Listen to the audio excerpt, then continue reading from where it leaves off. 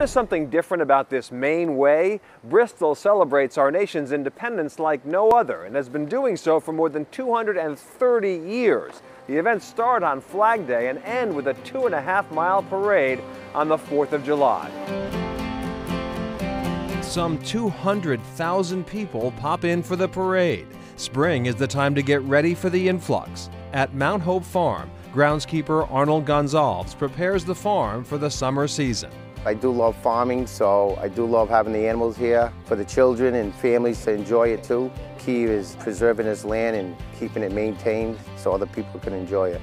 The animals are a major attraction, says Mount Hope Board Vice President Kelly Lambrisi. We have 2 twin male donkeys that are one of 500 pairs in the world. They're miniature Mediterranean donkeys.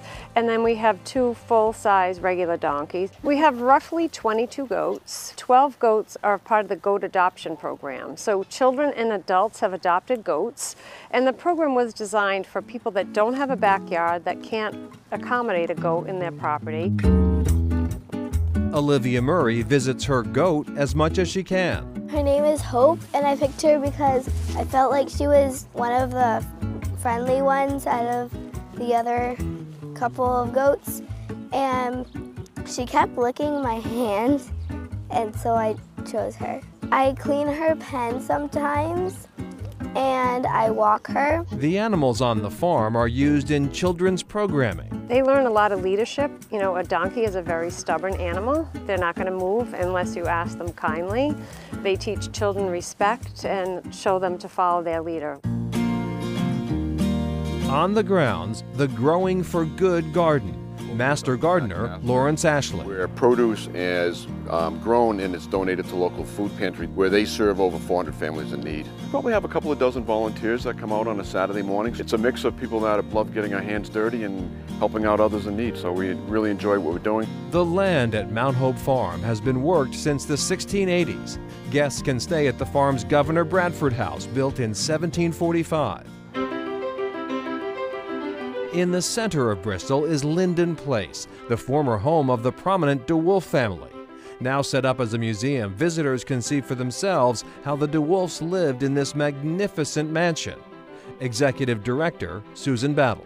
We do encompass 200 years of history, not only of the 7 generations of the family that lived at Linden Place, but really of the town of Bristol as a whole. Built in 1810, the mansion is the only home in the country to have a 4-story spiral staircase. We're talking about an exorbitant amount of wealth that was here in Bristol in the years following the American Revolution. And they filled this house with beautiful furniture, beautiful furnishings that just further displayed the wealth of their family. The women were very, very important in holding the property together, keeping the property in the family, and historically preserving it. The DeWolfs made some of their fortune in slave trading and left town after a bad sugar crop left them bankrupt.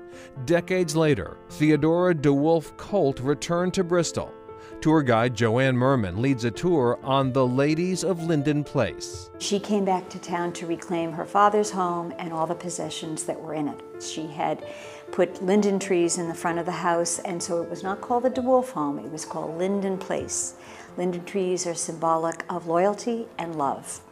So she sort of put a spin on the history of the family, not to be one of bankruptcy and the dark slave trade, but one more of culture. It still feels as if the family lives here. When you go through the rooms, you know, a chair or a table or a fixture, these aren't things that have been gathered together by historians. These are actually items that belong to the family when they lived here close to 175 years ago.